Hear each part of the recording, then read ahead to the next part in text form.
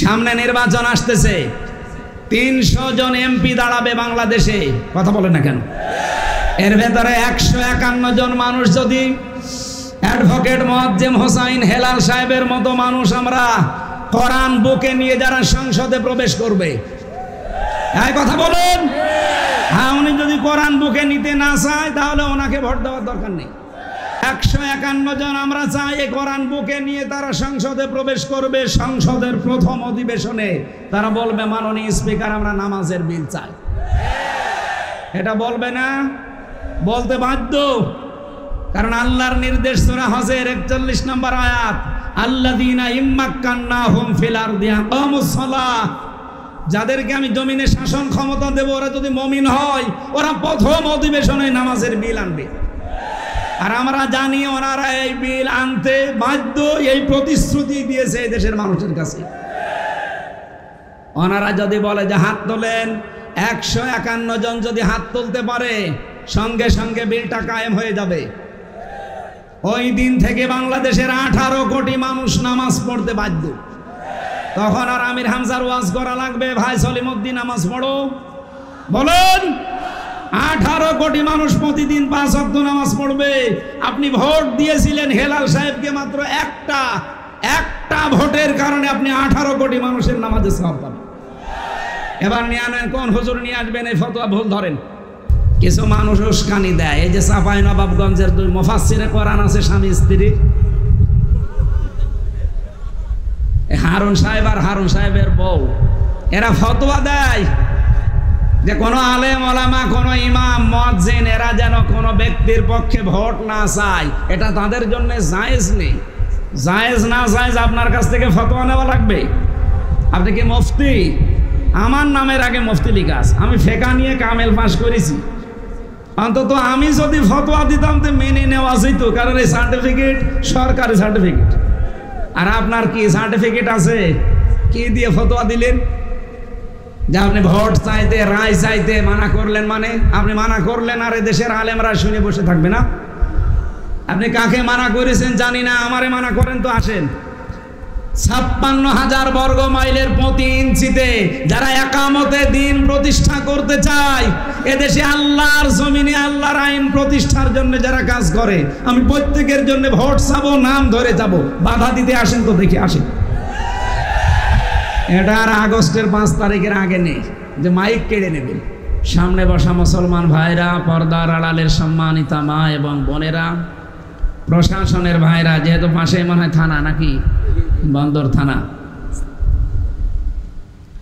অন্যান্য ধর্মের যারা আছেন তাদেরকে ওয়েলকাম জানাচ্ছি। কারণ কোরআন শরীফ এটা শুধু মুসলমানদের জন্য না, হাদা বায়ানুল লিন্নাস হুদাল লিন্নাস, মানুষ পদবাচ্যে যারা বিবেচিত সবার জন্য আল্লাহর এই কোরআন।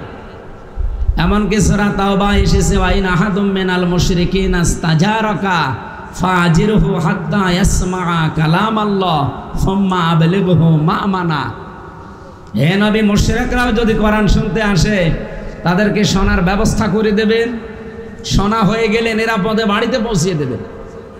এই জন্য অন্য ধর্মের যদি বরিশালে কেউ থাকেন, আপনারা যদি কোরআনের অনুষ্ঠানে আসেন, আপনাদেরকেও স্বাগতম, শুভেচ্ছা, ওয়েলকাম জানাচ্ছি আল্লাহর কোরআনের পক্ষ থেকে। আমার যতটুকু ধারণা, কোরআন পড়া, হাদিস পড়ার পরে জন্মিয়েছে, আমি দেখেছি কোনো মানুষ যদি বিবেকটা একটু কাজে লাগিয়ে কোরআন অন্তত পুরাটা একবার তার মাতৃভাষায়ও পড়ে, এ পৃথিবীতে 4,500 ধর্মের মানুষ আমরা আছি, কোনো ধর্মে মানুষ এখন আর থাকার কথা না, সব দৌড়িয়ে ইসলামে আসার কথা। সেদিন যশোরে এক অধ্যাপক, কলেজের বিসিএস ক্যাডার, ওনারে বলেছিলাম যে স্যার, আপনার মুসলমান হওয়া লাগবে না, আপনি শুধু আমাদের ধর্মীয় গ্রন্থ কোরআন শরীফ একটু বুঝে পড়বেন, বাংলায় পড়েন, ইংরেজিতে পড়েন, পুরাটা একবার বুঝে বুঝে পড়বেন। 3 মাস পরে দেখি আল্লাহরে বান্দা মুসলমান হয়ে গেছে। কারণ কোরআন হেদায়েত দিতে পারে, সেই ক্ষমতা আল্লাহ কোরআনকে দিয়েছে, নাকি দেয়নি? যালিকাল কিতাবু লা রাইবা ফি, এই যে কিতাবের আগে আলিফ লাম আছে, তাফসিরে মুফাসসির বাইজাবিতে লিখেছেন এই পৃথিবীতে একটাই মাত্র কিতাব আল্লাহ পাঠিয়েছেন যে কিতাব মানুষকে হেদায়েত দেওয়ার ক্ষমতা রাখে। এই জন্য আলিফ লাম নাকি এখানে দেওয়া হয়েছে। তা আমরা বিশ্বাস করি কোরআনের সে ক্ষমতা ১৫০০ বছর আগে ছিল, এখন আর নেই নাকি? বলেন বলেন, কিয়ামত পর্যন্ত থাকবে। এমনকি আয়াতের ব্যাখ্যায় আমি একটা হাদিস পেয়েছি, এই এদিকে তাকান, এখানে কথা বলা যাবে না ভাই, খুব গুরুত্বপূর্ণ বিষয়। এখন একটা ডেলিভারি দেব ভালো করে, আমার ওয়াজ এইটাই। এটা যদি আমার মনে হয় আপনি মেনে নিতে পারেন, এই মাহফিল সাকসেস। তিরমিজি শরীফের হাদিস বলছে, এবার বিশ্ব নবী জানিয়েছেন, হযরতে আবি যার রাদিয়াল্লাহু তাআলা আনহু থেকে বর্ণিত, মান ইত্তাবাআল হুদা বিগাইরিল কুরআন আদাল্লাহুল্লাহ। কেউ যদি কোরআন বাদ দিয়ে পৃথিবীর কোন জায়গায় হেদায়েত পাওয়ার জন্য ছুটে যায়, ওর মন যতই ভালো থাকুক, ওর ইচ্ছা শক্তি যতই ভালো থাকুক, কোরআন সেখানে নেই। এই জন্য আল্লাহ নিজে দায়িত্ব নিয়ে তাকে আরো গোমরা বানিয়ে দেয়।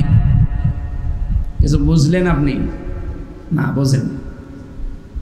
শব্দের দিকে তাকান তো, নবী যদি দল্লা ইয়াদিল্লু দিতেন, সোলাসি মুজাররাদ থেকে কায়দাটা যদি বাপটা যদি আসতো, তাহলে বাংলা অর্থ দাঁড়াতো আপনি নিজেই নিজেকে খারাপ বানিয়ে ফেলেছেন। কিন্তু আদাল্লা ইয়াদিল্লু বাবে ইফআল থেকে যদি এই শব্দটা আসে, এই ৪৩টা বাব আমি মুখস্থ করে ঠুসুস্থ করে ফেলেছিলাম একেবারে। আমি দেখেছি এই বাবের খাসিয়াত ৯টা দেওয়া আছে। তার প্রথম নাম্বারের অভ্যাস, খাসলত, খাসিয়াত যাই বলেন, এর প্রথম খাসিয়াত হচ্ছে আদাল্লা ইয়াদিল্লু বাবে ইফআল থেকে আসার কারণে বাংলা অর্থ দাঁড়িয়েছে। আপনি হয়তো কোনো জায়গায় ভালো হওয়ার নিয়তে গিয়েছিলেন, কিন্তু কোরআন সেখানে ছিল না। এই জন্য আল্লাহ নিজে দায়িত্ব নিয়ে আপনাকে আরো খারাপ বানিয়ে দেবে। বরিশালবাসী, শুধুমাত্র বরিশালের জন্য না, যারা শুনতে পাচ্ছে এখন তামাম পৃথিবীর বাংলা ভাষাভাষী মানুষের জন্য আমি এই হাদিসটা ডেলিভারি দিলাম। কোরআন যেখানে নেই, ওখানে ভালো হওয়ার নিয়তে গেলেও আপনাকে খারাপ বানাবে কে? আরো জোরে বলেন।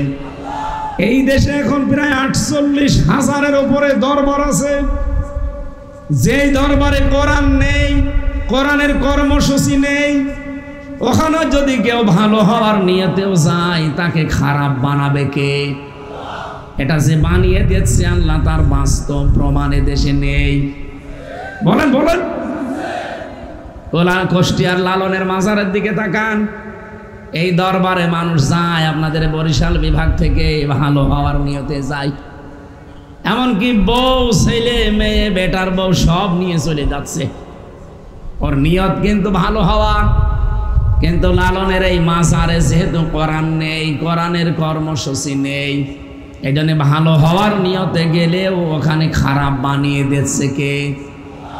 আগে দেখতাম বিড়ি সিগারেট খেত না, এখন ওখানে যাওয়ার পরে বিড়ি খাওয়া ধরেছে। ওকে ভালো হয়েছে না খারাপ হয়েছে? আগে গাঁজা কি চিনত না, এখন গাঁজা খায়। ওকে ভালো হয়েছে না খারাপ হয়েছে? ওকে খারাপ বানিয়েছে হামজা কে? বলেন বলেন। এটা যেমন সহজে বুঝে ফেললেন, যেখানে কোরআন নেই, ওই দরবার যদি আমার বাবাও কায়েম করে, ওই দরবারে আজকে থেকে আমি আর নেই। না, আপনাদের আওয়াজ ভালো না। হ্যাঁ, এটা মানা যাবে না। যে দরবারে কোরআন আছে, কোরআন প্রতিষ্ঠার কর্মসূচি আছে, সে যেই হোক ওই দরবারে যাবেন আপনি শিক্ষা নেওয়ার জন্যে, কোরআন প্রতিষ্ঠার জন্যে। কিন্তু যেখানে কোরআন চলে না, শুধু বাবার নিয়ম নীতি চলে, এরকম দরবার দেশে নেই। বলেন বলেন। তাও তো বরিশাল বিভাগটা যাক অনেক বেঁচে গেছেন। আপনি চট্টগ্রাম বিভাগে যান, ঘরে ঘরে পীর সাহেব, কোরআনের পীর নেই। আমি পুরা চট্টগ্রাম বিভাগ প্রায় জায়গায় আমার অনুষ্ঠানগুলো আমি করে দেখেছি। মরহুম মাওলানা আব্দুল জব্বার রহমতুল্লাহ আলাইহি, যে বাইতুল শরফের পীর, এটা বাদ দিয়ে বরং চট্টগ্রাম বিভাগে আমার দৃষ্টিতে কোরআনের নিয়ম নীতি চলা দরবার আমি পাইনি। অধিকাংশ দরবারে শিরিক বেদাত আর কুফরির আস্তানা। এক কথা বলুন, নাম ধরেই বলছে যে মাছ ভান্ডারি। মানুষ কিন্তু ভালো হওয়ার নিয়তে যায়, যে কি হয় এমন জিকিরের তাল তোলে, কোরআনেও নেই হাদিসেও নেই, শুধু বাবার জীবনীতে আছে। একবার 16 সালে গিয়ে আমি এক মুরব্বীকে দেখি লাফাচ্ছে, হাত চেপে ধরলাম, বললাম মুরব্বী লাফান। লাফাই মানে জিকিরে আছি, এত লাফিয়েও তো টেনশনে আছি জান্নাত পাবো কিনা। তুমি বসে বসে জান্নাত পেতে চাও? জান্নাত যদি পেতে চাও তা আমার সাথে লাফাও। আমারে বলছে লাফাও। ওর এই টেনশন দিল কে?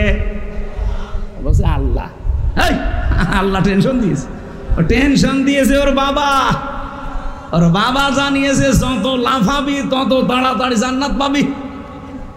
অথচ আপনি নবীজির 63 বছরের জীবন, বিশেষ করে 40 থেকে 63 এই 23 বছর পুরাটা খুলে দেখেন, সাহাবীদের জীবন পুরাটা খুলে দেখেন, কোনদিন কোন সাহাবী এভাবে লাফিয়েছে আপনি পাবেন? কোথা থেকে ইসলাম নিলেন আপনি? এই জন্যই তো বারবার সতর্ক করছি, কোরআন যেখানে নেই ওই দরবার যদি আমার বাবাও তৈরি করে থাকে, আর আমি যদি ভালো হওয়ার নিয়তে ওই দরবারে থাকি, আমাকে গোমরা বানিয়ে দেবে কে? সুতরাং এরকম দরবারে আমি আজকে থেকে আরো জোরে আর একটু সামনে যাই, যাব? হ্যাঁ বলেন। এই বাংলাদেশে প্রায় 73টার উপর এখন রাজনৈতিক দল আছে, জেনারেল আর ধর্মীয় মিলে। যেই রাজনৈতিক দলের কর্মসূচিতে কোরআন নেই, কোরআনের কর্মসূচি নেই, ওই দলের প্রতিষ্ঠাতা যদি আমার বাবাও হয়, ওই দলে আমি নেই। না, এটা এত জোরে বলার দরকার নেই, কারণ এটা আপনারা পারবেন না। এটা কারা কারা মানতে পারবেন দেখি? লিল্লাহি তাকবীর। এই দেখেন তো, হাত তোলেনি কে? দেখেন দেখেন, আলহামদুলিল্লাহ, ঠিক আছে, আর লাগবে না, হয়ে গেছে। ওয়াজ তো হয়ে গেছে, এবার মোনাজাত করে দিই। আর কি ওয়াজ করবো স্যার? ওয়াজ হয়ে যায়নি। যেই দলে কোরআন নেই, কোরআনের কর্মসূচি নেই, ও দলের যদি প্রতিষ্ঠাতা আমার বাবাও হয়, আমার স্বামীও হয়, আমি আর নেই। তাহলে এই দেশে আর কিছু থাকার কথা? 92% মুসলমান আমরা। আমার আশা আপনারা এই হাদিস মানবেন। আমি শুধু অ্যাডভার্টাইজ করলাম, ভাই আমার কোনো দোষ নেই। দোষ কার? আল্লাহর দোষ নাই, নবীজির দোষ। এখন আপনার বিবেকে কি বলে আপনি দেখেন। কোরআন যেখানে নেই, যদি ভালো হওয়ার নিয়ত থাকেন না, খারাপ বানাবে কে? যেন আমরা যাই, আপনি যেন খারাপ হয়ে না যান। কি কথা বলেন না কেন? যেহেতু কোরআনে কারীম সবার জন্য হেদায়েতের বাণী নিয়ে এসেছে, হাযা বায়ানুল লিন্নাস। এই যে লাম শব্দটা এখানে আছে, এই বক্তব্য, এই বর্ণনা লিন্নাস, মানুষের জন্য। কোন মানুষ? আমি আরবি গ্রামারে পড়েছিলাম, লাম ব্যবহার করা হয়, এটা হেদায়েতের নাহুতে পাবেন আপনি 13টা অর্থে লাম ব্যবহার করা হয়। বালাগাত মান্তেক যারা পড়ে, অনেক মাদ্রাসার শিক্ষক এখানে বসে আছেন, আপনি দেখবেন এখানে প্রায় 19টা অর্থে ব্যবহার করা হয় লাম। তার একটা অর্থ এসেছে, লাম ব্যবহার হবে জীবিত মানুষদের জন্যে। আল্লাহ পাক এখানে জানাতে চেয়েছেন, কোরআনের বক্তব্য, বিবৃতি, বায়ান এগুলো মরা মানুষের জন্য না, এগুলো জীবিত মানুষদের জন্যে। দুঃখজনক হলো সত্য, বিশেষ করে 15.5 বছরে জীবিত মানুষদেরকে কোরআন শোনানো বড় কঠিন হয়ে গিয়েছিল। নাকি বরিশালে হয়নি? হয়েছে। মানে কি, বরিশাল পার হয়ে সেই ভোলা, কোথায় সে চরফ্যাশন, মনপুরা, কুষ্টিয়া থেকে আমি পৌঁছিয়ে গেছি জীবিত মানুষদেরকে কোরআন শোনাবো, কিন্তু আল্লাহর ওলিরা আমারে তাড়িয়ে দিয়েছে যে না, হবে না। বাধা দিয়ে সব বন্ধ করে আবার এই প্রায় 300 কিলোমিটার আমি আবার চলে গেলাম কুষ্টিয়া। বলেন তো যারা বাধা দিল ওদের বাবা মারা গেলে আমার এদিকে বলবে হুজুর কোরআন পড়ে দেন। আপনার বাবা তো মরে গেছে, এখন পড়ে করবো কি? যতদিন সীমিত ছিল অতদিন পড়লে কাজ হতো। এক কথা বলেন না কেন? কোরআন শরীফ জীবিত মানুষদের জন্য না মরা মানুষের জন্য? যেহেতু আগস্টের 5 তারিখের পরে একটা পরিবেশ আল্লাহ তৈরি করে দিয়েছে, আগামীতে কিয়ামত পর্যন্ত জীবিত মানুষদেরকে কোরআন শোনাতে যদি কেউ বাধা দেয়, ডিস্টার্ব করে, মার্ক করে রাখবেন, পরে ওই জায়গায় মাটিতে দিয়ে দেবেন বিসমিল্লাহি ওয়া আলা মিল্লাতি রাসূলিল্লাহ বাদ দিয়ে। কয়েকদিন আগে সাতক্ষীরা একজন বাধা দিচ্ছিল, আমি তার পরের দিন ছিলাম, আমি বলেছিলাম যে এরকম বাধা সারা বাংলাদেশে দেবে। কিছু মানুষ উস্কানি দেয়, এই যে চাঁপাইনবাবগঞ্জের 2 মুফাসসিরে কোরআন আছে স্বামী স্ত্রী, হারুন সাহেব আর হারুন সাহেবের বউ, এরা ফতোয়া দেয় যে কোনো আলেম ওলামা, কোনো ইমাম মুয়াজ্জিন এরা যেন কোনো ব্যক্তির পক্ষে ভোট না চায়, এটা তাদের জন্য জায়েজ নেই। জায়েজ না জায়েজ আপনার কাছ থেকে ফতোয়া নেওয়া লাগবে। আপনি কি মুফতি? আমার নামের আগে মুফতি লিখা আছে, আমি ফেকা নিয়ে কামেল পাস করেছি। অন্তত আমি যদি ফতোয়া দিতাম তো মেনে নেওয়া যেত, কারণ এই সার্টিফিকেট সরকারি সার্টিফিকেট। আর আপনার কি সার্টিফিকেট আছে? কি দিয়ে ফতোয়া দিলেন? যে আপনি ভোট চাইতে, রায় চাইতে মানা করলেন, মানে আপনি মানা করলেন আর দেশের আলেমরা শুনে বসে থাকবে না? আপনি কাকে মানা করেছেন জানি না, আমারে মানা করেন তো আসেন। 56,000 বর্গ মাইলের প্রতি ইঞ্চিতে যারা একামতে দিন প্রতিষ্ঠা করতে চায়, এদেশে আল্লাহর জমিনে আল্লাহর আইন প্রতিষ্ঠার জন্য যারা কাজ করে, আমি প্রত্যেকের জন্য ভোট চাবো, নাম ধরে যাব, বাধা দিতে আসেন তো দেখি আসেন। এটা আর আগস্টের 5 তারিখের আগে নেই যে মাইক কেড়ে নেবেন। এখন মাইক কেড়ে নিতে আসলে, বাধা দিতে আসলে আমারটা ছাতা পড়ে না, আমার সামনে শয়তান একটাও পড়ে না। আমার সামনে যদি সত্যিই কোনো জায়গায় পড়ে, আমি বলেছি জায়গায় মাটি দিয়ে দেব বিসমিল্লাহি ওয়া আলা মিল্লাতি রাসূলিল্লাহ বাদ দিই। কারণ ও তো আল্লাহর নামে রাসূলুল্লাহ দলে তুলে দিলে হবে না, ও অন্য দলে দেওয়া লাগবে। কথা বলেন না কেন? আমার সামনে যেন এরকম শয়তান না পড়ে, পড়লে কিন্তু টাইট হয়ে যাবে। আমার কপালে যা আছে হবে, কারণ 3 বছর তো জীবন থেকে নষ্ট করেই দিয়েছে। এই জন্য আমারও ভয় কেটে গেছে, আর আমার সামনে পড়েও না। শয়তানরা পড়ে সব নরম হুজুরের সামনে।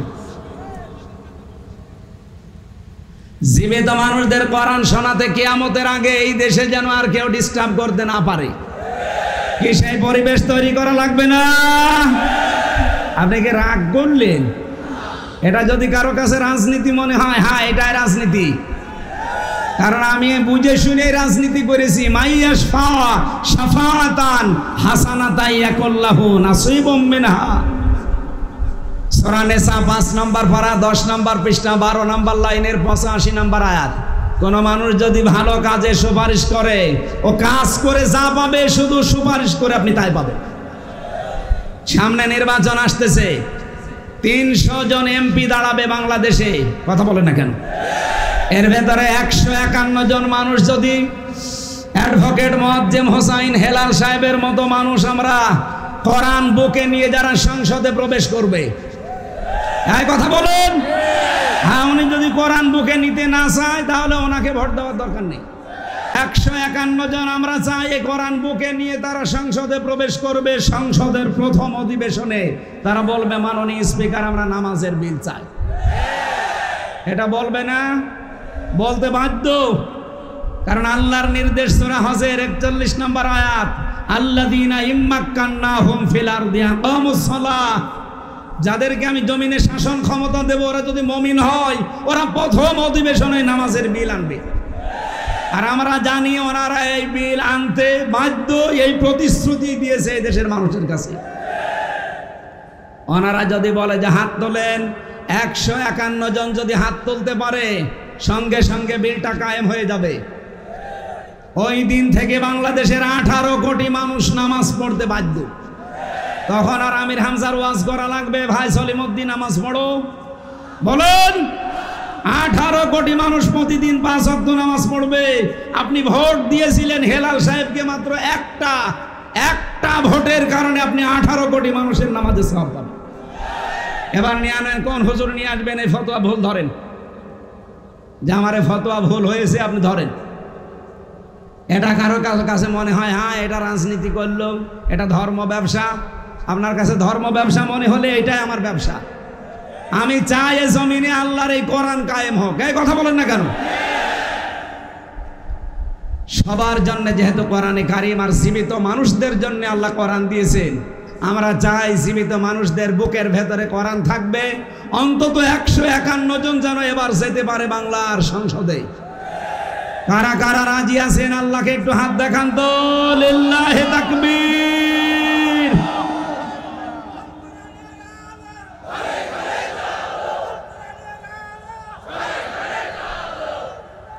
আলহামদুলিল্লাহ। ভাই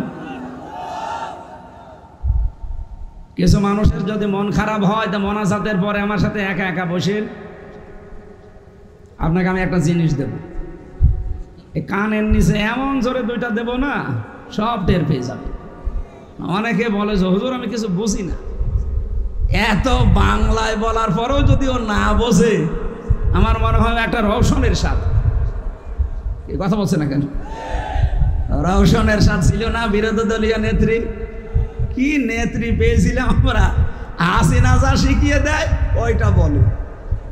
তা আমরা এরকম যেন না হয়ে যায়। এত খোলামেলা বাংলায় বলার পরেও যদি কেউ মানতে না চান, বুঝতে না চান, এ দোষ আর আমার না, এ দোষ কার? অবশ্যই আল্লাহ। ঠিক আছে, আল্লাহ যদি আপনাকে হেদায়েত না দেয়, আমার হাতে তো নেই, উনি যদি আপনাকে না দেয় এ দোষ উনারই। এখন আপনাকে আবার হেদায়েত পাওয়ার মতো যোগ্যতা থাকা লাগবে। এক কথা বলছেন? আপনার যদি যোগ্যতা না থাকে, সত্যি আল্লাহ আপনাকে হেদায়েত দেবে না। যেহেতু দল মত জাতি বর্ণ ধর্ম নির্বিশেষে আজকের এই অনুষ্ঠানে আমরা সাজিয়েছি, আর সব আমার মনে হয় সব কিছুই ফেলে দিয়ে আমরা কোরআনের পেছনে আজকে এসেছি। খুশি হয়ে বলেন আলহামদুলিল্লাহ। দরুদ আর সালাম পড়ছে আমাদের নবী, মানবতার মহান শিক্ষক মুহাম্মদুর রাসূলুল্লাহ সাল্লাল্লাহু আলাইহি ওয়াসাল্লামের প্রতি। আল্লাহ রাব্বুল আলামিন তাকে মিশন এবং ভিশন দিয়ে পাঠিয়েছিলেন 3টা। কয়টা বলেন বলেন? নবীজির প্রথম মিশনই এইটা ছিল, তার প্রথম ভিশনই এইটা ছিল, তাওহীদ প্রতিষ্ঠা। এখন তাওহীদ কিভাবে প্রতিষ্ঠা করবেন সেই ফর্মুলা আল্লাহ সূরা আলে ইমরানের 64 নম্বর আয়াতে দিয়েছেন।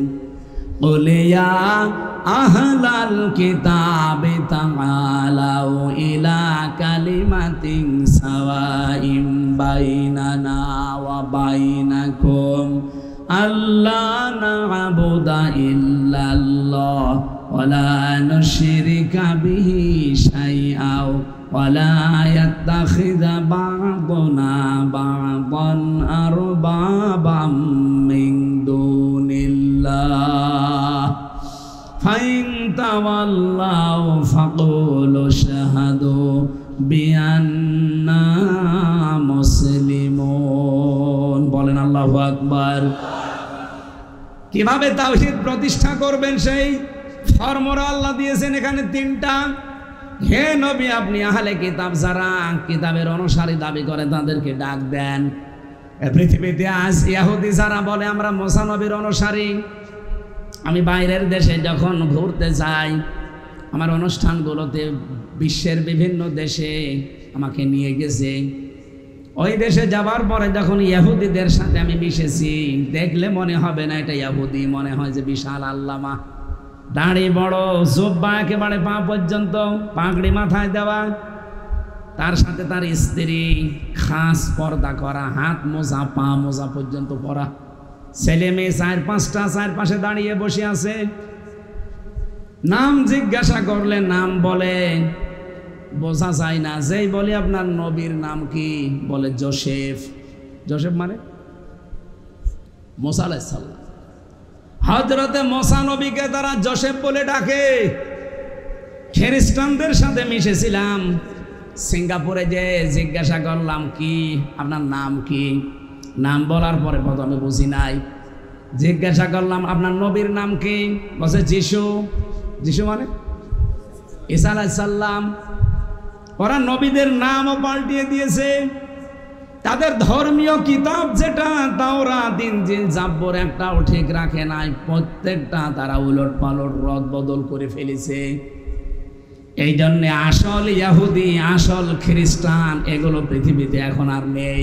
যা আছে এই নেতানিয়াহু, এগুলো ভেজাল। পৃথিবীর নিকৃষ্ট মানুষের তালিকা আপনি পাবেন, এখন সার্চ দেন গুগলে, 6 জন মানুষের নাম আসবে। পৃথিবীতে নিকৃষ্ট মানুষ যারা, তাদের 6 জনের ভেতরে প্রথম নাম্বারে হিটলার, খ্রিস্টান। কি ছিল বলেন বলেন। 2 নম্বরে নাম পাবেন, এখন জীবিত আছে, নেতানিয়াহু। 3 নম্বরে নাম পাবেন আমাদের প্রতিবেশী, নামে কলঙ্ক, এই মোদি। আল্লাহর ঘরগুলো একটা একটা করে ভেঙ্গে মিশিয়ে দিচ্ছে মাটির সাথে। এক কথা বলেন না কেন? 4 নম্বরে নাম পাবেন যেটা পালিয়েছে। আমি নাম নিলাম না, আমার নাম নিলেও কেমন যেন লাগে। এই নিকৃষ্ট মানুষগুলো পৃথিবীর তালিকায় পাবেন এদের নাম। এই জন্য আসল ইহুদি, আসল খ্রিস্টান, আহলে কিতাব এখন আর নেই। যদিও তারা সংসদে দাঁড়িয়ে কথা মানুষকে বোঝাতো যে আমার ছেলে বিয়ে করেছে খ্রিস্টান মেয়ে, তাতে কি, সে তো আহলে কিতাব। ভণ্ডামি করার জায়গা পান না। আহলে কিতাব দুনিয়ায় এখন আছে কোনটা? ওরা যদি মুসা নবীকেই মেনে চলবে, ওরা যদি ঈসা নবীকে মেনে চলবে, তাহলে মানবতার সাথে মহা কৌতুক ইসরাইল আর এই মুশরিকরা করতে পারতো না। কোরআনে কারীম জানিয়েছে, লা তাজিদান্না শাদ্দান্নাসি আদাওয়াতাল লিল্লাযীনা আমানুল ইয়াহুদা ওয়াল্লাযীনা আশরাকু।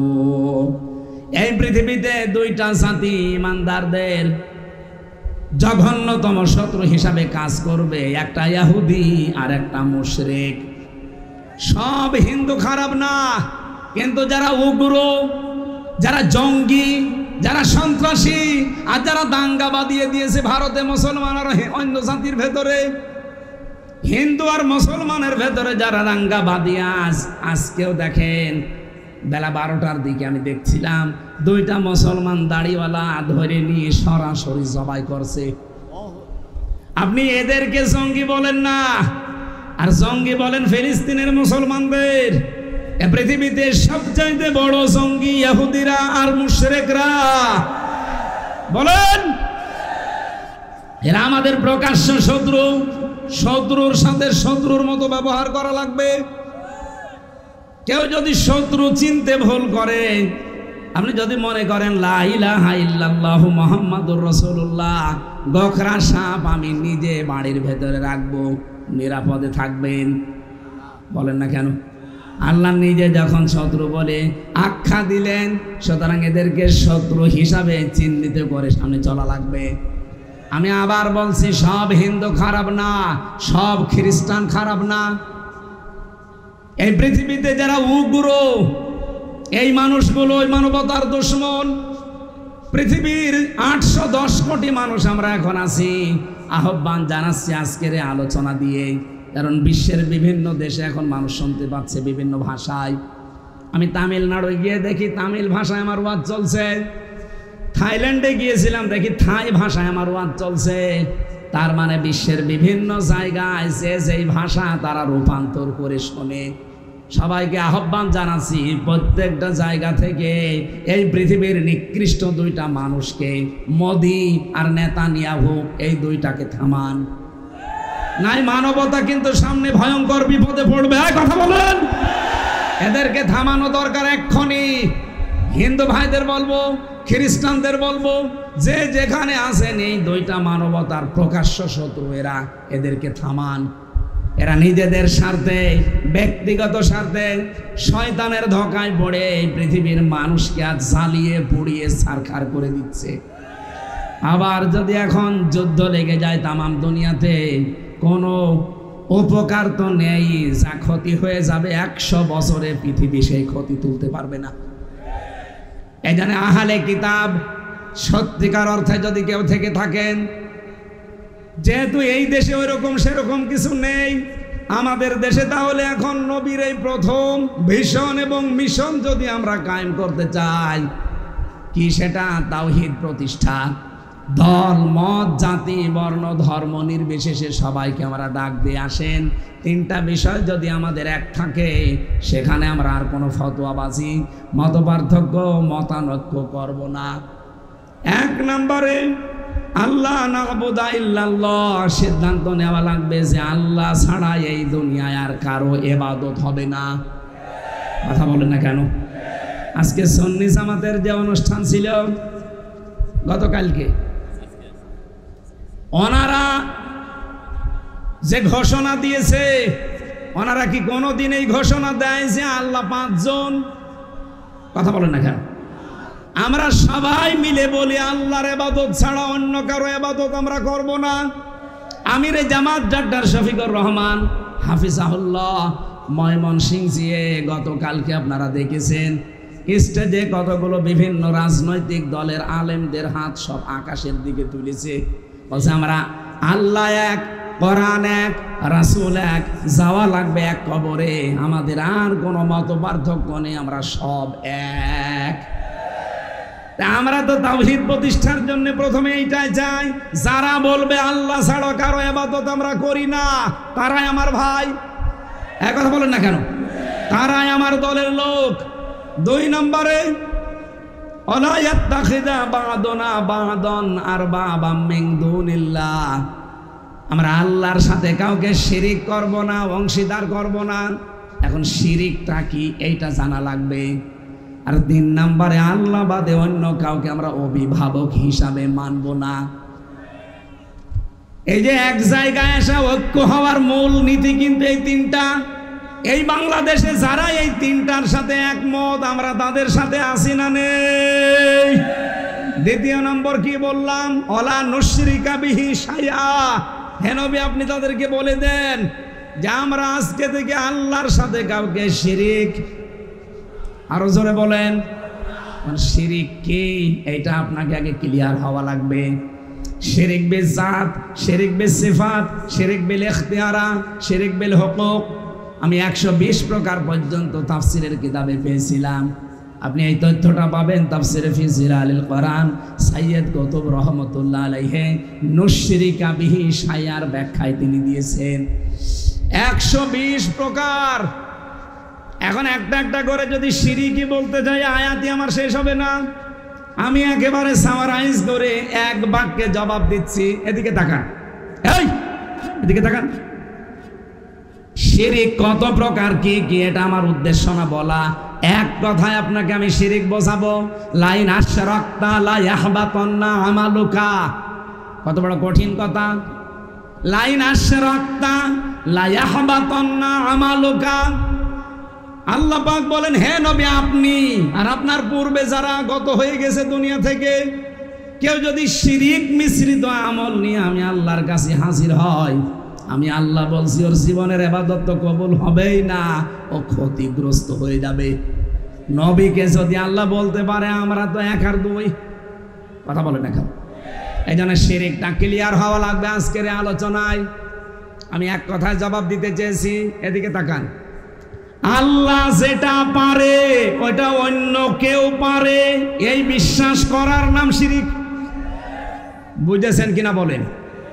আল্লাহ যেটা পারে ওটা অন্য কেউ পারে, এই বিশ্বাস করার নাম শিরিক। যারা করে তারা মুশরিক। মুশরিকের জন্য জান্নাত হারাম, জাহান্নাম ওয়াজিব। সূরা মায়েদার ভেতরে আয়াতগুলো আছে, 6 নম্বর পারা 19 নম্বর পৃষ্ঠার 12 নম্বর লাইনে আছে, ইন্নাহু মাইয়ুশরিক বিল্লাহি ফাকাদ হারামাল্লাহু আলাইহিল জান্নাহ ওয়া মাআওয়াহুন নার ইলা আখিরি আয়া। আমার যে দলিল দেওয়া উদ্দেশ্য না, আমার উদ্দেশ্য হচ্ছে এই কথাটা ক্লিয়ার করা। এদিকে তাকান ভাই। আল্লাহ যেটা পারে ওইটা অন্য কেউ পারে। বলেন বলেন। সন্তান দিতে পারে কে? ওটা অন্য কেউ পারে। যদি অন্য কেউ পারে এই বিশ্বাস আপনি করেন, আপনি শিরিক করলেন। আর শিরিক করলে সে কি? বলেন বলেন। এই পৃথিবী বানিয়েছে শুধুমাত্র কে? অন্য কেউ এর সাথে যোগ আছে? কেউ যদি মনে করে যে না অন্য কেউ আছে, সে কি? পৃথিবী যেহেতু আল্লাহ বানিয়েছেন, সৃষ্টিকর্তা আল্লাহ, পৃথিবীর সব কিছুর সৃষ্টির মালিক কে? এর ভেতরে অন্য কারো হাত আছে? কিন্তু একজন এই দেশে বলে ফেলেছিল ফসলে বরকত দেখে যে মা দুর্গা গজে ছড়িয়ে এসেছে, এই জন্য ফসলে বরকত হয়েছে। সৃষ্টিকর্তা আমরা সবাই জানি আল্লাহ, উনি বানিয়ে দিল অন্য কাউকে, উনি কি হয়েছে? মুশরিক। বলেন বলেন, আরো জোরে বলেন। এই পৃথিবী যেহেতু আল্লাহ বানিয়েছে, শুধু এতটুকু না, আলাহুল খালকু ওয়াল আমরু, বানিয়েছি আমি, আইনও চলবে। আরো জোরে বলেন। সুতরাং আল্লাহর এই জমিনে আল্লাহর আইন বাদ দিয়ে অন্যের আইন যারা আজ প্রতিষ্ঠা করার জন্য দল করেন, ভোট দেন, সমর্থন করেন, মিছিল মিটিং করেন, টাকা পয়সা খরচ করেন, আপনি কিন্তু আল্লাহর সাথে শিরিক করছেন। এটা আমি বানালাম। সূরা আলে ইমরান 4 নম্বর পারা 9 নম্বর পৃষ্ঠার 3 নম্বর লাইনের 154 নম্বর আয়াতের মাঝের অংশে আছে, ইয়াকুলুনা হাল্লানা মিনাল আমরি মিন শাইইন কুল ইন্নাল আমরা কুল্লাহু লিল্লাহ। হে নবী, ওরা জিজ্ঞাসা করে যে আইন তৈরি করার ক্ষমতা আমাদের আছে? আপনি বলেন যে না, এটা শুধুমাত্র তৈরি করবে কে? আরো জোরে। সুতরাং বাংলাদেশে যা চলছে, এটা কি আল্লাহর আইন না মানুষের আইন? মানুষের এই আইন যারা প্রতিষ্ঠার জন্য চেষ্টা করেন, আল্লাহর কসম আপনি কিন্তু মুশরিক হয়ে গেছেন। আমরা চাই জমিন যার, আইন তার। অনেকে আজ বলে বাংলাদেশে জামাত ইসলাম যারা করে তাদের আকীদায় সমস্যা। এই মাজলুম দলটার উপরে এরকম একটা তহমত আপনি দিতে পারলেন? এত বড় মিথ্যা তহমত আপনি দেন কি করে? বাংলাদেশ জামাত ইসলামীর আকীদা হচ্ছে জমিন যার, আইন তার। এর বাইরে যদি জামাত ইসলামীর কারো আকীদা থাকে, ওই জামাত করার দরকার নেই। আপনি বলেন তো, এর বাইরে আকীদা আছে আপনার? জমিন যার, আইন তার। আমরা কোরআন থেকে সূরা আলে ইমরান 154 নম্বর আয়াতের মাঝে এটা পেয়েছি, এইটাই আমাদের আকীদা। এর বাইরে যদি কারো আকীদা থাকে, আপনি মুশরিক। এই কথা বলেন না কেন? সুতরাং এই জমিনে এখনো আল্লাহর আইনগুলো কায়েম হয়নি। আমরা চর্মচোখে দেখতে চাই, দেখাতে চাই এ কোরআনের 500 আইন 56,000 বর্গ মাইলে চলছে। এটা দেখতে চান না? এই কথা বলেন না কেন? এই প্রকাশ্য শিরিক বাংলাদেশে এখন চলছে। সংস্কার যখন আরম্ভ হয়েছে, বারবার আহ্বান জানিয়েছি, এই যে নির্বাচন আমরা এখনই চাই না, তার একটাই কারণ যে সংস্কার করেন। বাংলাদেশে 1628 জন মানুষ দায়িত্বে ছিল। এই 15.5 বছর অন্তত তারাই ঘুরিয়ে ফিরিয়ে হাসিনাকে বসিয়েছে বৈধ অবৈধ ভাবে। এই কথা বলেন না কেন? এখন যদি বলেন তাড়াতাড়ি নির্বাচন দেন, নির্বাচন আমরাও চাচ্ছি, তাড়াতাড়ি দিলে কি হবে? বরিশালের ডিসি গেছে কুষ্টিয়ায়, কুষ্টিয়ারটা গেছে কুড়িগ্রাম, কুড়িগ্রামেরটা এসেছে কুমিল্লায়। মাল তো একই আছে, শুধু চেয়ার পাল্টিয়েছে। জিনিস একই আছে না, খালি জায়গা পাল্টিয়েছে। এরাই তারা যারা এতদিন ওই জালেমা মহিলাকে টিকিয়ে রেখেছিল। এখন যদি ওই মানুষগুলোর কাছে দায়িত্ব দেন সংস্কার না করে, আজ আমরা যারা বলছি যে নির্বাচন চাই, কিন্তু সংস্কার করার পর এটা যদি না করেই তাড়াতাড়ি দিয়ে দেন, আল্লাহর কসম করে বলছি আবার দিনের ভোট রাতে হয়ে যাবে। কিছু মানুষ দেখছে কিচ্ছু চায় না, তারা খাবার খাবেন না, পানি খাবেন না, কি খাবেন? নির্বাচন। আরে নির্বাচন তো খাওয়া যায় না, না খাবো।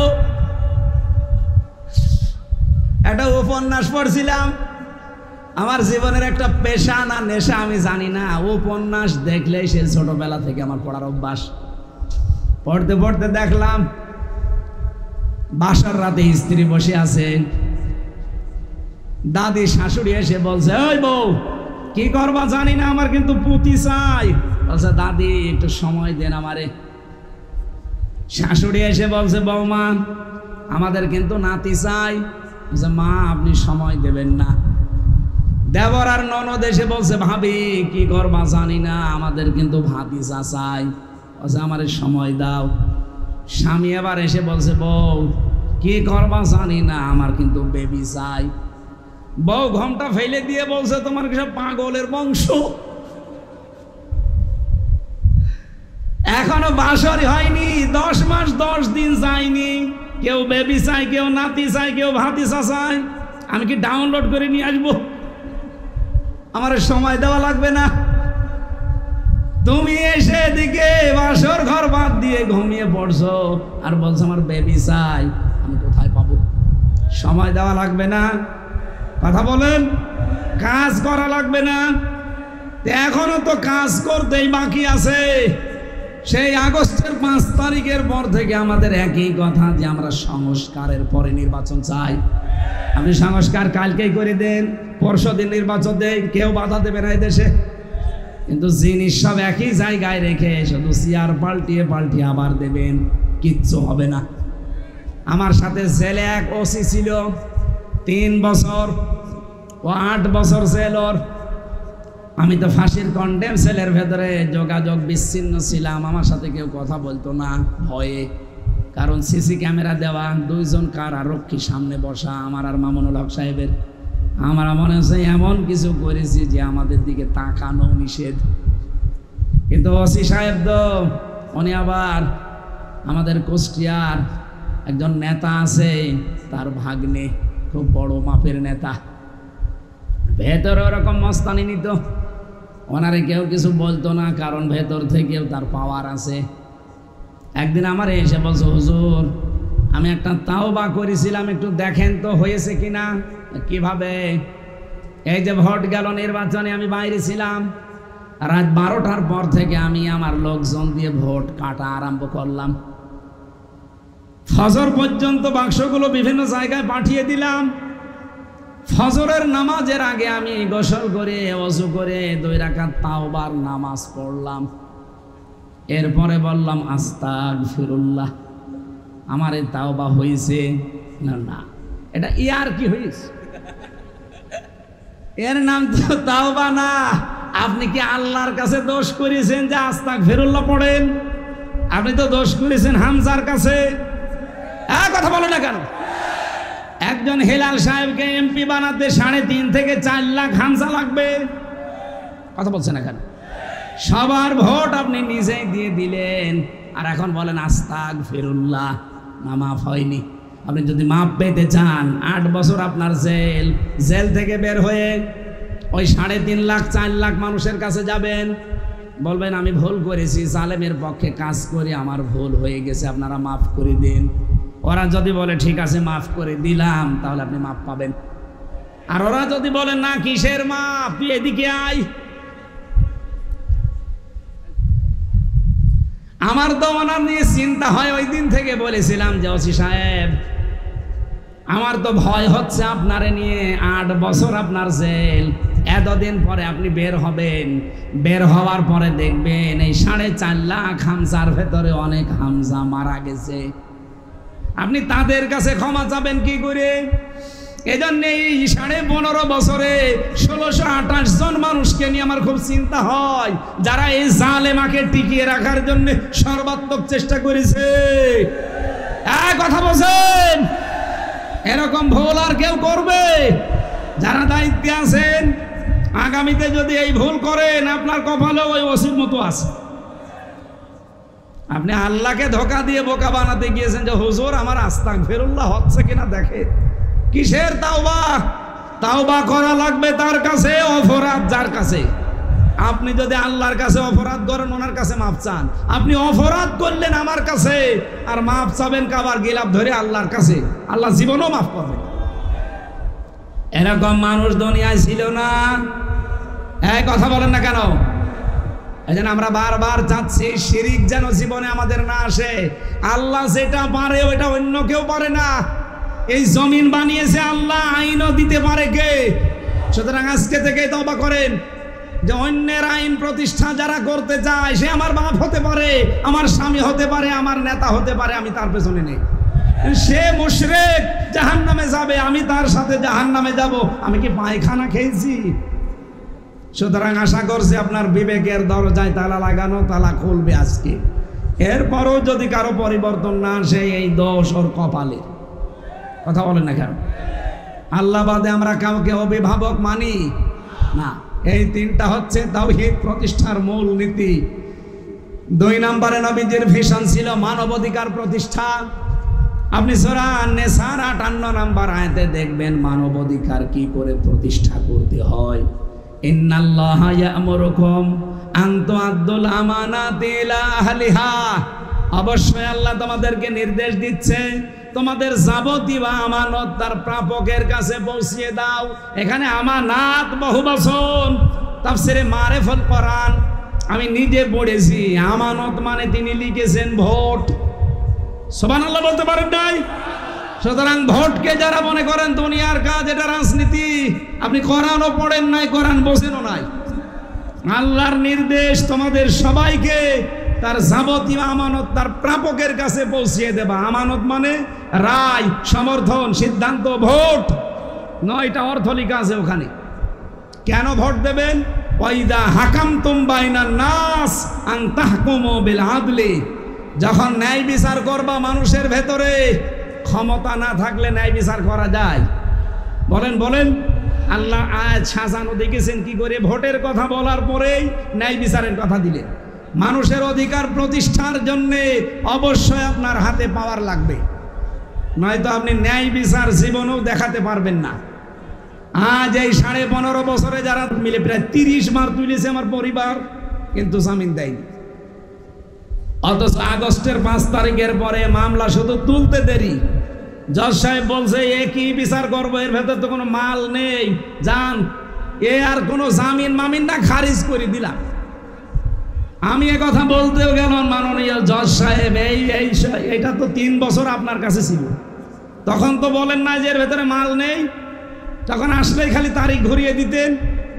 আর এখন বলছেন কোনো মাল নেই, জামিন না, খারিজ করে দিলাম। মানে উনি এই কথাই আমাকে জানিয়েছিল খাস কামরায় বসে, হুজুর আমার হাত বাঁধা ছিল, আমার হাত বাঁধা ছিল এতদিনের জন্য ন্যায় বিচার করতে পারি নাই, এখন আমার হাত খোলা আছে, আমি এই যে ন্যায় বিচার আজকে করলাম। আমি জানতাম সেই 20 সাল থেকে যে আপনার কোনো দোষ নেই, কিন্তু এই 3টা বছর আমারও বিবেক মানে নাই, কিন্তু আমার হাত বাঁধা। আর যেহেতু আমার হাত খোলা আছে, আমি ন্যায় বিচার করে দিলাম, মামলা জামিন না আমি সব খারিজ করে দিলাম। জান,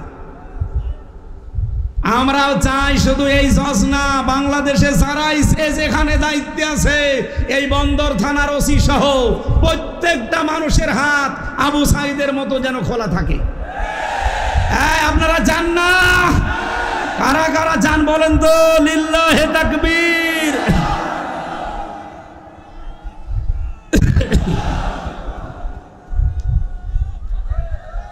আলহামদুলিল্লাহ ভাই, আমরা চাই 1628 জন মানুষ এখন দায়িত্বে আছে, কারো হাত বাঁধা থাকবে না। ওই শুধু একজনের হাত খোলা ছিল, যেটা পালিয়েছে ওইটার, আর বাকি সবার হাত, এমনকি কাওয়া কাকুর হাতও বাঁধা ছিল। হ্যাঁ, কাওয়া শুধু আন্দাজে কাকা করতো, ওর ভেতরে কিচ্ছু ছিল না, ওর হাত বাঁধা। আর একটা ছিল চট্টগ্রামের হাসাও মাহমুদ, ওইটারও হাত বাঁধা, ওরে যা বলতো বোঝানো তাই করত। এই বাংলাদেশে আমরা চাই সামনে যারা ক্ষমতায় আসবে, একজনের না, যারাই দায়িত্বে থাকবে সবার হাত থাকবে খোলা। আর আমি বহুবার কথা বলেছি, যারা দায়িত্বে আছেন প্রশাসনকে, বিশেষ করে প্রশাসনে যারা আছেন তাদের বিভাগটা আলাদা করে দিন। বাংলাদেশের পুলিশ প্রশাসন যারা আছে তারা তাদের আইজির কথা মতো চলবে। কোনো নেতা নেত্রী, কোনো এমপি মন্ত্রী, কোনো পাতি নেতার কথা শুনে তাদের চলার দরকার নেই। এ দেশটা তারা মিনি জান্নাত বানিয়ে ফেলতে পারবে, এক কথা বলছেন। আমি বহু অফিসারের কাছে শুনেছি, তারা সবাই চায় যে তাদের বিভাগটা যেন আলাদা হয়, তারা তাদের আইজির কথা মতো চলবে। তারা যদি আপনার মতোই পাতি নেতা, এমপি মন্ত্রী এদের কথা শুনে চলে, এরা তো সব দলীয় কায়দায় রায় দেবে। কথা বলছেন না কেন? আমার ভাইরা, আমি বিস্তারিত শব্দের দিকে আর যেতে পারছি না। 3 নম্বরে আমি পেয়েছি বিশ্বনবীর মিশন আর ভিশন ছিল তিনি দিন প্রতিষ্ঠা করার জন্য দুনিয়ায় এসেছিলেন। কোরআনে আমি এরকম 3টা আয়াত পেয়েছি। সূরা তাওবার 33 নম্বর আয়াত, সূরা ফাতহার 28 নম্বর আয়াত, সূরা সফের 9 নম্বর আয়াত। একই কথা আল্লাহ 3 বার নবীজিকে প্রেরণের উদ্দেশ্য হিসাবে জানিয়েছেন। আমার খুতবার ভেতরে এই কথা ছিল, আনাশহাদু আন্না মুহাম্মাদান আবদুহু ওয়া রাসূলুহুল মাবউসু ফিনা বিল হুদা ওয়া দীনিল হাক্কি লিইয়ুযহিরাহু আলাল আদিয়ান। রাসূলকে আমি পাঠিয়েছি এই কারণে দ্বীনে হক দিয়ে, সত্যের বিধান দিয়ে পৃথিবীতে যত ধর্ম আছে, দিন আছে, সবার উপরে আমার ইসলামকে, দিনকে ইজহার করবে। ইজহার মানে এই কোন দিকে তাকিয়ে আছেন আপনি? এজহার মানে কি? না না, এজহার মানে স্পষ্ট কে বলেছে আপনাকে? এটা তো সে মানধাত আমলের অর্থ। আধুনিক ব্যাখ্যা হচ্ছে এজহার মানে বিজয় করা। প্রতিটি নবী রাসূলকে আল্লাহ পাঠিয়েছিলেন জমিনে, এমনকি আমাদের রাসূলকেও পাঠিয়েছেন দিন বিজয় করার জন্য। কথা বলেন ঠিক কিনা? এজন্য লিইয়ুযহিরাহু আলাদ দীনি কুল্লিহি, দুনিয়ায় যত ধর্ম আছে, যত দিন আছে, কত ধর্ম আছে দুনিয়ায়? 4500। সব ধর্মের উপরে ইসলামকে তিনি বিজয়ী করবে, এটা তার মিশন আর ভিশন ছিল। আল্লাহ পাক বলেন, মা তাদউহুম ইলাই, হে নবী এদিকে যদি মানুষকে ডাকেন, কাবর আলাল মুশরিকিন, সবচাইতে বেশি মন খারাপ হবে মুশরিকদের। এই বাংলাদেশে দিন বিজয়ী করার কথা বললে মন খারাপ হবে কার? আপনি কি মুশরিক? হ্যাঁ, সবাইকে আল্লাহ দিন প্রতিষ্ঠার কাজে, দিন বিজয়ের কাজে আল্লাহ লাগাবে না। এদের পরে আল্লাহ দিয়েছেন, আল্লাহু ইয়াজতাবি ইলাইহি মাইয়াশা ওয়া ইয়াহদি ইলাইহি মাইয়ুনিব। আল্লাহ যাকে নির্বাচিত করেন, যাকে পছন্দ করেন, তাকেই দিন প্রতিষ্ঠার কাজে, দিন বিজয়ের কাজে লাগান, এবং যে লোকটা আল্লাহ অভিমুখী হয়। সুতরাং বাংলাদেশে 2024-এর আগস্টের 5 তারিখের আগ পর্যন্ত, এদিকে তাকান, আগস্টের 5 তারিখের আগ পর্যন্ত একটা জরিপ পেয়েছিলাম মাইক্রোসফটের। খ্রিস্টানরা জরিপ দিয়েছে।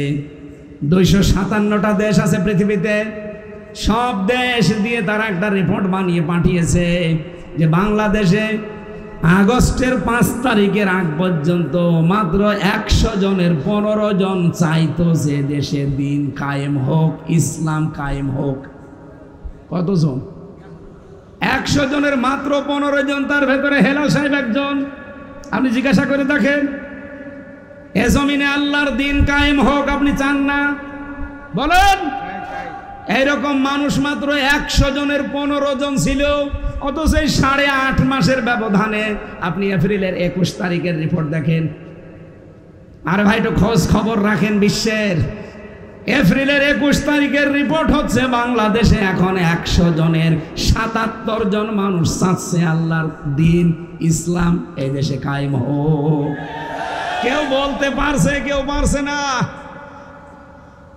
এই রিপোর্ট তো আমরা বানিয়ে বলি নাই, খ্রিস্টানদের দেওয়া। এই জন্যে অনেকরা আমার বামের মাথা খারাপ হয়ে গেছে।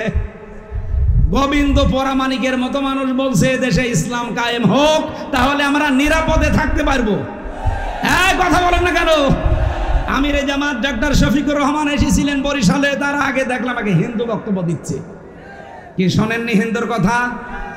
গাইবান্ধায় এক হিন্দু, তার আগে একটা ঠাকুর পুরোহিত, সে বক্তব্য দিতে গিয়ে বলেছে দেশে যদি ইসলাম কায়েম হয়, জামাত ইসলামী বাংলাদেশ যদি রাষ্ট্রীয় ক্ষমতা পায়, এদেশে আমরা মায়ের কোলে থাকবো। সুবহানাল্লাহ বলতে পারেন নাই? সবার আশা এখন, ভরসা এখন একটাই, জালাদ্দিন কুল্লিহি, যত দিন আছে সব দেখা শেষ। সামনে যদি ইসলামের বাংলাদেশ হয়, আমরা সবাই নিরাপত্তা পাবো। এই কথা বলেন না কেন?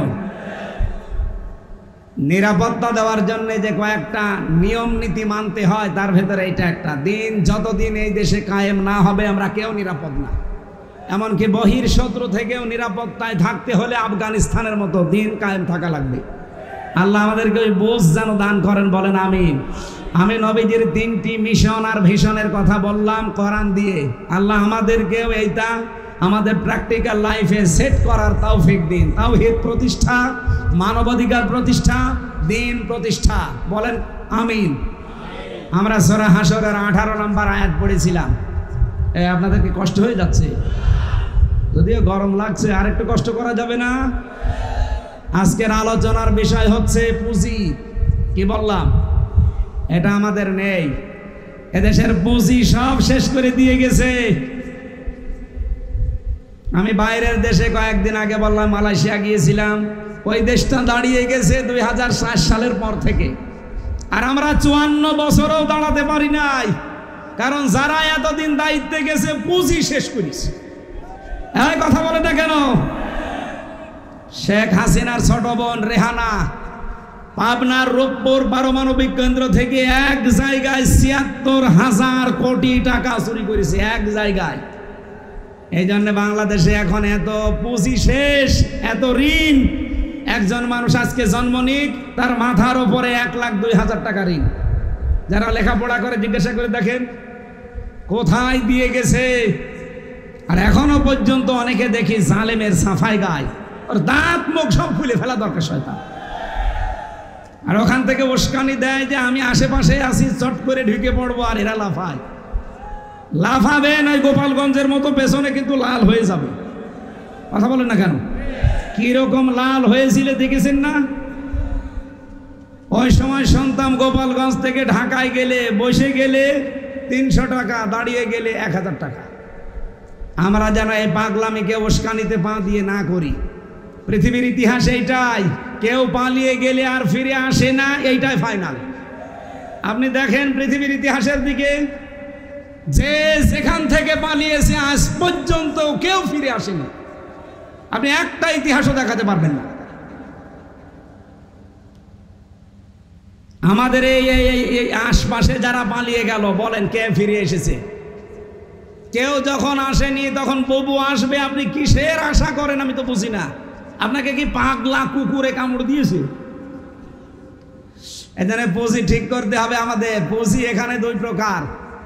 আল্লাহ রাব্বুল আলামিন আমাদেরকে ডাক দিয়ে ইয়া আইয়ুহাল্লাযীনা আমানু, তাফসীরুল কোরআন মাহফিল লিখেছে। তাফসীরের মূল নীতি, উসুলে তাফসীরের মূল নীতি আমি পেয়েছি 15টা। এখন 15টা যদি বলতে যাই আমার ভেতরে ঘেমে শোধ চলছে। এই সবগুলো বলা আমার মনে হয় এখন দরকারও নেই, আর সম্ভাবনা। আমি মূল কথায় চলে যাচ্ছি। পুঁজি থেকে ইমানদারকে আল্লাহ এখানে ডাক দিয়েছে। কাকে? সুতরাং বেঈমান যদি এখানে কেউ থাকেন, আপনি চলে যান। আপনার জন্য আজকের এই আয়াত না, আপনার জন্য আলাদা আয়াত আছে। কোন বেঈমান আছেন? এই যে চলে যাচ্ছে, এগুলো কি? বসেন বসেন, ওই যে বসে পড়িস, বসেন। ইমানদারকে আল্লাহ ডাক দিয়েছেন। এবার শোনেন, আল্লাহ রাব্বুল আলামিন ইমানদারকে ডাক দিয়ে বললেন ইত্তাকুল্লাহ, আমি আল্লাহকে ভয় করো। কি এটা? সেই জন্মের পর থেকে শুনছি তাকওয়া তাকওয়া তাকওয়া। কি এটা আমরা অনেকেই জানি না। এদিকে আধুনিক ব্যাখ্যাটা শোনেন। তাকওয়া মানে শুধুমাত্র আল্লাহর ভয় না, তাকওয়া মানে যোগ্য। কি বললাম? আপনাকে যোগ্যতা অর্জন করা লাগবে। সূরা নূরের 55 নম্বর আয়াতে আয়াতের ব্যাখ্যা পাবেন। আল্লাহ বলেন ওয়া'দাল্লাহুল্লাযীনা আমানু মিনকুম ওয়া আমিলুস সালিহাত লা ইস্তাখলিফান্নাহুম ফিল আরদ কামা ইস্তাখলাফাল্লাযীনা মিন ক্বাবলিহিম। আমি আল্লাহ তোমাদের ভেতরে তাদের সাথে ওয়াদা করেছি যে আমি জমিনের শাসন ক্ষমতা দেব যারা 2টা কাজ করবে। 1 নম্বরে যারা ঈমান আনবে, 2 নম্বরে যারা আমলে সালেহ করবে। এই তাকওয়ার অর্থ আর সালেহ শব্দের অর্থ একই। তাকওয়ার অর্থ যোগ্য, সালেহ শব্দের অর্থ যোগ্য। সুতরাং ঈমান আনার পাশাপাশি আমাদেরকে যোগ্যতা অর্জন করা লাগবে। যে যে জায়গায় দায়িত্ব নেবেন ওই জায়গায় যোগ্যতা সম্পন্ন আপনাকে হওয়া লাগবে। আরে বাংলাদেশে এইটারই অভাব। এই কথা বলছে না কেন? এই অভাব পূরণ করার জন্য বাংলাদেশ জামাত ইসলামী, ইসলামী ছাত্র শিবির, ইসলামী ছাত্রী সংস্থা আল্লাহর কসমেরা মন থেকে এই কাজগুলোই ডেলিভারি দিচ্ছে। আপনার সন্তানকে ছেলে হোক মেয়ে হোক, আপনার নিজেকে হোক, গড়ে তুলবে একেবারে নিজ থেকে যোগ্যতা সম্পন্ন করে। প্রতিদিন 9টা করে পয়েন্ট আপনাকে লেখা লাগবে। শুধু লিখে শেষ করে দেবেন না, 1 মাস পরে আপনার উপরে যারা আছে তাদের দেখানো লাগবে। আপনি নামাজ পড়েছেন একা একা না জামাতে, ওইটাও লেখা লাগবে, ওটা আবার দেখানো লাগবে, আবার সই করে নেওয়া লাগবে। এই কথা বলছে না কেন? যারা এগুলো জানে জিজ্ঞাসা করে দেখেন। আপনার ছেলেকেও ঠিক তাই, আপনার মেয়েকেও ঠিক তাই। এই 9টা বিষয় তারা প্রতিদিন আপনাকে আস্তে আস্তে 6 মাস যদি আপনি পূরণ করতে পারেন, আমি নিজে সাক্ষী দিচ্ছি, আল্লাহর কসম আপনাকে আল্লাহর যোগ্যতা সম্পন্ন করে গড়ে তুলবে। এজন্য আমরা চাই তাকওয়া মানে শুধু জুব্বা গায়ে দিয়ে, পাগড়ি মাথায় দিয়ে দুনিয়ার কোনো খেয়াল নেই না, আপনাকে যোগ্যতা সম্পন্ন হওয়া লাগবে। আপনি মেয়র হতে চান, মেয়র হওয়ার জন্য যে যোগ্যতাগুলো দরকার, বাইরের একটা মেহমান এসেছে মনে করে, বাইরের মেহমানের কাছে অর্থনীতি নিয়ে আপনাকে আলোচনা করা লাগবে। ইসলামী অর্থনীতির পাঠ কয়টা আপনার পেটে বম মারলে আপনি বলতে পারেন না। এখন যদি বলা হয় ইসলামী অর্থনীতির মূল যে পয়েন্টগুলো আছে বলেন দেখি আপনি, আল্লাহর কসম আমি জানি এদেশের বহু মানুষ জানেই না। ইসলামী ব্যাংকে যে নিয়ম নীতিগুলো চলে, এদিকে তাকান, মোশারাকা, মোদারাবা, মোরাবাহা, বায়ে সালাম, বায়ে ইস্তেসনা, বায়ে মুআজ্জাল, ওয়াহেদা, ইসলামী ব্যাংকের যারা আছে এরকম 28টা নিয়ম আমি পেয়েছি। আমি তার অর্থনীতির ছাত্র না, আমি পড়েছি।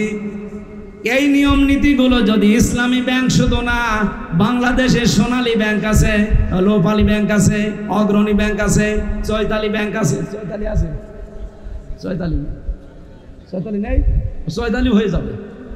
এইরকম যত ব্যাংক আছে সব ব্যাংকগুলো যদি ইসলামী ব্যাংকের আদলে চলতো, ইসলামী অর্থনীতি কায়েম হবে বাংলাদেশে তখন যখন যাকাত ভিত্তিক অর্থনীতি কায়েম করা হবে। আমার উদ্দেশ্য ছিল কি, আমি তাকওয়া অর্জন করতে চাই। শুধু জুব্বা আমার মতো গায়ে দিয়ে, পাগড়ি মাথায় দিয়ে, টুপি মাথায় দিয়ে, তসবিহ হাতে নিয়ে কিছু খেয়াল নেই না, এর নাম তাকওয়া না। তাকওয়ার প্রথম ব্যাখ্যা হচ্ছে যোগ্যতা সম্পন্ন হওয়া। 2 নম্বরে আল্লাহর নিষিদ্ধ কাজগুলো ঘৃণা করে ছেড়ে দেওয়ার নাম তাকওয়া। কথা বোঝা গেছে? এই যে বরিশালে যারা পরকীয়া প্রেম করেন, এটা নিষিদ্ধ কাজ না? যারা করেন আজকে থেকেই ঘৃণা করে ছেড়ে দেবেন। কারা কারা ছেড়ে দেবেন হাত তোলেন তো। এই দাদা, কার সাথে লাইন আছে আপনার? এদিকে আসেন, আসেন। মুখে দাড়ি নিয়ে আপনি লাইন করেন মানে না? আপনার হাত তোলা ঠিক হয়নি, আপনি হাত তুলতে গেলেন কেন? যারা পরকীয়া প্রেমে আছেন, নারী হোক আর পুরুষ হোক, আজ প্রতিদিন সারা বাংলাদেশে আমার মনে হয় 150 থেকে 200 2-3টা ছেলে মেয়ে রেখে আল্লাহর রাস্তায় চলে যাচ্ছে। না, এটা বন্ধ করা লাগবে। এটা মহামারী আকার ধারণ করেছে বাংলাদেশে। আল্লাহর নিষিদ্ধ কাজ না এটা। নিজের জায়েজ স্ত্রী বাদ দিয়ে অন্যের সাথে যারা লাইন করেন, 3টা ক্ষতি হবে আপনার। অনেকে প্রতিবেশীর স্ত্রীর সাথে লাইন লাগিয়েছে, অনেকে ভাবির সাথে কাজ চালাচ্ছে। নাকি বরিশালে এসব চলে না? 1 নম্বরে আপনার চেহারার উজ্জ্বলতা আল্লাহ দিন দিন নষ্ট করে দেবে, যতই ফেয়ার অ্যান্ড লাভলি আর ফ্রেশ ওয়াশ দেন। 2 নম্বরে আপনি যখন মারা যাবেন তখন আপনার ঈমান নসিব হবে না, আপনি বেঈমান হয়ে মারা যাবেন। 3 নম্বরে কিয়ামতের দিন কোনো বিচার আপনার জন্য নেই। যারা পরকীয়া প্রেমে আসক্ত যদি এখনই তাওবা না করেন, বিনা বিচারে বিনা হিসাবে আপনি জাহান্নামে। এরপরও যদি কেউ এই নিষিদ্ধ কাজটা না ছাড়েন, খালি জুব্বা গায়ে দিয়ে নামাজ পড়লে আর কোরআন পড়লে তাকওয়া হবে? আল্লাহর নিষিদ্ধ যত কাজ আছে শুধু ছেড়ে দেওয়ার নাম হচ্ছে খৌফ, আর ঘৃণা করে ছেড়ে দেওয়ার নাম হচ্ছে তাকওয়া। আল্লাহ বলেন, ইমানদারেরা তাকওয়া অর্জন করো। আমি বাংলাদেশ জামাত ইসলামী, ইসলামী ছাত্র শিবির, ইসলামী ছাত্রী সংস্থার নাম ধরে বলেছি, অনেকের মন খারাপ না, আমি এমনি বলি না, আমি নিজে পরীক্ষিত, এই জন্য বলেছি। আমার ছেলে নেই, 3টা মেয়ে দিয়েছে, আমি নির্দ্বিধায় চোখ বন্ধ করে ইসলামী ছাত্রী সংস্থার কাছে দিয়ে দেব। আল্লাহর কসম, কোনোদিন আমার 3টা মেয়ে আমাকে বৃদ্ধাশ্রমে রেখে আসবে না, আমাকে গালি দেবে না। এই কথা বলেন না কেন? কত মানুষের ছেলে মেয়েদের দেখছি, এই যে কয়েকদিন আগে রাজশাহী, ট্রেনের নিচে বাবা মাথা দিয়ে মরে গেল, অথচ ছেলে মেয়ে 4টা, 2টা ছেলে 2টা মেয়ে। আপনি এমন সন্তান কেন তৈরি করবেন? এই জন্য গ্যারান্টি দিয়ে যাচ্ছি, এরকম একটা দল আমরা বাংলাদেশে পেয়েছি, আছে। জামাত ইসলামীতে দিয়ে দেন, আপনাকে একটা বিশ্ব লাইব্রেরিতে পড়ার সুযোগ করে দেবে। আপনি মূর্খ মানুষ, তাতে কি আপনাকে ভার্সিটি পড়ার যোগ্যতা অর্জন করিয়ে দেবে। সুবহানাল্লাহ বলতে পারেন নাই? আর ইসলামী ছাত্র শিবির, এটা আল্লাহর একটা নিয়ামত, আপনি দিয়ে দেন নির্দ্বিধায়। কসম, কোনোদিন এই সন্তান মাথা উঁচু করে আপনার সাথে কথা বলবে না। ও জানবে যে আল্লাহর পরে আপনার স্থান, কারণ প্রতিদিন তারে 9টা করে ঘর পূরণ করা লাগে। আমি আশা করছি এভাবে 6 মাস আপনি একটু পূরণ করেন, দেখবেন আল্লাহ নিজেই আপনাকে যোগ্যতা সম্পন্ন করে গড়ে তুলবে। এই জন্য তাকওয়ার মানে শুধুমাত্র, আবার বলছি, শুধু জিকির করা না, শুধু জব্বা গায়ে দেওয়া না। তাকওয়া মানে নিজেকে যোগ্যতা সম্পন্ন করে গড়ে তোলা। আল্লাহ বলেন ইত্তাকুল্লাহ, নিজেকে যোগ্যতা সম্পন্ন করে গড়ে তোলো। ওয়াল তানজুর নাফসুম মা কদ্দামাত লিগাদ, কিভাবে গড়ে তুলবা? প্রতিটি মানুষের উচিত আগামী দিনের জন্য তার পুঁজি কি, প্রস্তুতি কি, এটা যেন সে নজর করে দেখে। আমার প্রশ্ন এখানে, দেখার আরবি হচ্ছে র। আল্লাহ নাজারা দিলেন কেন? যারা তাফসীর বোঝে জিজ্ঞাসা করেন, ফি জিলালিল কোরআনে আছে। র মানে এই চোখ দিয়ে দেখা, আর নাজারা মানে গবেষণা করে দেখা, চিন্তা ভাবনা করে দেখা। আল্লাহ বলেন, বান্দা বান্দিরা, প্রত্যেকের জন্য উচিত তার পুঁজি কতটুকু আগামী দিনের জন্য, সেজন্য একটু চিন্তা ভাবনা গবেষণা করে দেখে। আপনি একটু ভেবে দেখেন তো, এখন এই চোখ বন্ধ হয়ে গেলে বিশাল জীবন আপনি পার করতে পারবেন আপনার এই জানেকির কাছেই দিয়ে? পারবেন না, কারণ আপনি তো নিজেকে যোগ্যতা সম্পন্ন করে এখনো গড়েই তোলেননি। ফামান সুহসিহা আনিন নার ওয়া উদখিলাল জান্নাতা ফাকাদ ফাজ। সূরা আলে ইমরানের 185 নম্বর আয়াতের মাঝের অংশে আছে, রব্বুল আলামিন বলেন, ওই লোকটার জীবন সফল যাকে আল্লাহ জাহান্নামের আগুন থেকে মুক্ত করে জান্নাত দিয়ে দিয়েছে। এ গেল একটা অর্থ। দ্বিতীয় অর্থ কি? ওই লোকটার জীবন সফল যাকে আল্লাহ জাহান্নামের কাজগুলো একটা একটা করে ছেড়ে দেওয়ার তৌফিক দেয়, আর জান্নাতের কাজগুলো একটা একটা করার সুযোগ করে দেয়। জান্নাতের কাজ তো একটা একটা এমনি পারবেন না, আপনাকে নিজে তৈরি করা লাগবে। কথা বলেন ঠিক কিনা? আপনি নিজেকে যোগ্যতা সম্পন্ন করতে না পারলে জীবনও আপনাকে আল্লাহ জান্নাতের কাছে এগিয়ে দেবে না। পৃথিবীর জমিনটা এর পরের আয়াতে আল্লাহ দিয়েছেন, আমাল হায়াতুদ দুনিয়া ইল্লা মাতাউল গুরুর। হে পৃথিবীর মানুষ, দুনিয়ার জীবন কিন্তু ধোঁকা। দুনিয়ার জীবনটা একটা খেল তামাশা, এটা প্রতারণা ছাড়া কিচ্ছু না। আগামী দিনের প্রস্তুতি প্রত্যেকেরই উচিত। পুঁজি তৈরি করে পাঠাও, নিজেকে তৈরি করো ওইভাবে আস্তে আস্তে। আমি আমার নিজের জীবনে জেলখানায় 3টা বছরে 100% প্রমাণ পেয়েছি যে পুঁজি না থাকলে কি হয়। আমি আমার নিজের জীবনে মিলিয়েছি, এই জন্য আপনাকেও মিলাতে বলছি। আমার বাবার নাম রিয়াজউদ্দিন, তার বাবার নাম জাহান আলী, তার বাবার নাম নমাজ আলী। এরপরে আমি আর জানি না। আপনি জানেন আপনার বাবার নাম কি? তার বাবার নাম, তার বাবার নাম, তার বাবা আর মনে নেই। এত বড় মুরব্বী মানুষ 3 পুরুষের পরে আর মনে করতে পারছে না। আমিও তো পারছি না, কারণ আমার তো দরকার নেই। আমি নমাজ আলী সাহেবকে দেখি নাই, আমি জাহান আলী পর্যন্ত দেখেছি। বলেন, এই যে মাতাউল গুরুর আল্লাহ দিলেন খেলা করার জন্য। এই নমাজ আলীর বাবা মাত্র 100 বছর আগে মারা গেছে। এই লোকটা যদি এখন কুষ্টিয়ায় এসে বলে যে এই 2 তলা বাড়ি আমার, এই ভিটা বাড়ি আমি বানিয়েছিলাম, ওর দাঁত মুখ সব খুলে ফেলবো না? কথা বলছে না কেন? যে ইয়ার কি মারেন আপনি? কিসের নমাজ আলীর বাপ আপনি? আমি তো নমাজ আলীকেই চিনি না। আল্লাহ বলেন, দুনিয়ার জীবন এইটা, আগে পুঁজি তৈরি করো। এই জন্য ওয়াল তানজুর দিয়েছেন। নজর করো, গবেষণা করো, চিন্তা ভাবনা করো। নাফসুম্মা কদ্দামাত লিগাদ, প্রতিটি মানুষের উচিত আগামী দিনের তার প্রস্তুতি কতটুকু আছে। সম্মানিত মা বোনেরা, আপনার স্বামীর হক আদায় করবেন আগামী দিনের প্রস্তুতির জন্য। আমি আপনার সাথে ভালো ব্যবহার করব স্ত্রী হিসাবে আমার আগামী দিনের প্রস্তুতি তৈরি করার জন্য, পুঁজি তৈরি করার জন্য। এক কথা বলেন না কেন? তাছাড়া চোখ বন্ধ হয়ে গেলে আপনার রাস্তা আলাদা, আমার রাস্তা আলাদা। ফাইদা নফিখা ফিস-সূর ফালা আনসাবা বাইনাহুম, যখন সিংহায় ফৎকার দেওয়া হবে প্রত্যেকের সম্পর্ক আল্লাহ কাট করে দেবে। ইয়াউমা ইযি ওয়ালা ইয়াতাসালুন, এমনকি কেউ কারো সম্পর্কে জিজ্ঞাসাও করবে না যে তুমি আমার বাবা ছিলে, তুমি আমার ছেলে ছিলে। এজন্য আমাদের উচিত আমাদের পুঁজির দিকে খেয়াল করা। আত্তাকুল্লাহ, আবার বলছি আমাকে ভয় করো। আগেরটা ভয়, পরেরটা ভয়। আগের ভয়টা আলাদা জিনিস, অর্জন করতে হবে, নিজেকে যোগ্যতা সম্পন্ন করে গড়ে তোলা। আর পরের ভয়, এটা সতর্কতা। পরের ভয় কি? সতর্কতা করলেন আল্লাহ, এই হামজা দেখ ভালো করে, যে জীবন তৈরি করলি, এই 33 বছর বয়স আমার, এই 33 বছরের জীবন এখন যদি শেষ হয়ে যায়, এ বিশাল আখেরাত পড়ে আছে। 33 বছরের জীবন দিয়ে এত বড় বিশাল জীবন পার হওয়া যাবে? এইটা আগে তৈরি কর।